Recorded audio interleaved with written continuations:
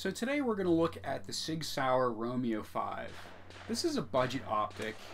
Currently at the time of this video, it's running around $140. And this thing has a whole lot of potential. I'm really digging this thing. At first glance, it seems just like any other red dot.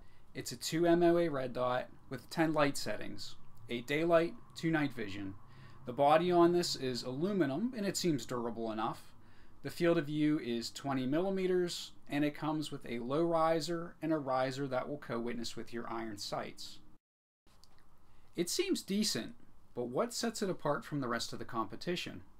Well, it runs off of a single CR2032 button battery, and it has an expected battery life of 50,000 hours. The unit conserves battery life with a system of operation called MOTAC. Basically, it's motion activated.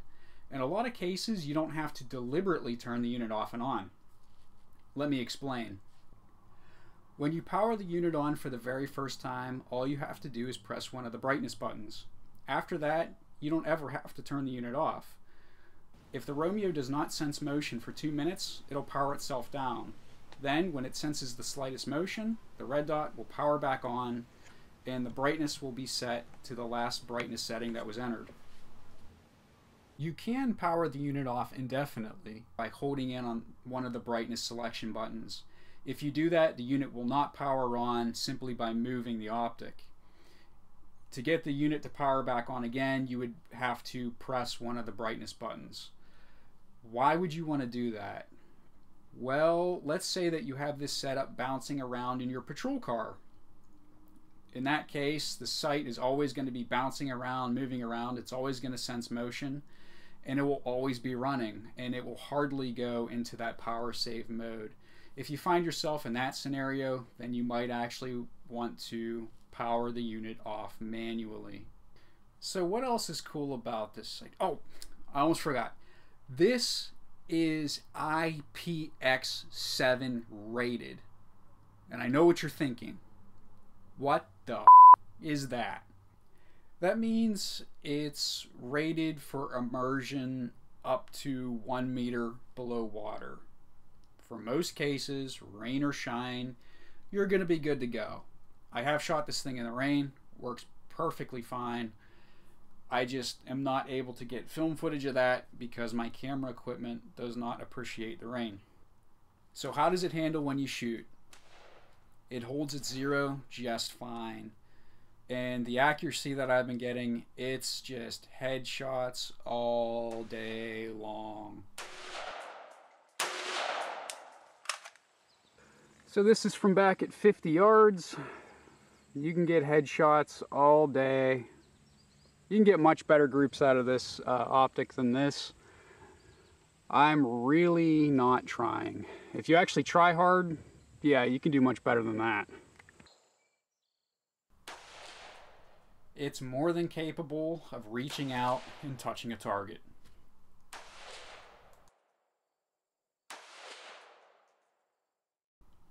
What I really like about this red dot is the weight. It's only 5.1 ounces. And I've always been an EOTech guy. Don't get me wrong, I still love me some EOTech. But the weight reduction from the Romeo 5, it makes this rifle setup feel and handle so much differently. It's faster to move with during long training days. I can go longer with this before the fatigue sets in. And I get those benefits with similar performance out of the sight. Whether it be 2 MOA or 1 MOA, you're going to shoot the same with both. So this is a red dot that I probably wouldn't have picked up until I spent a day shooting with some friends.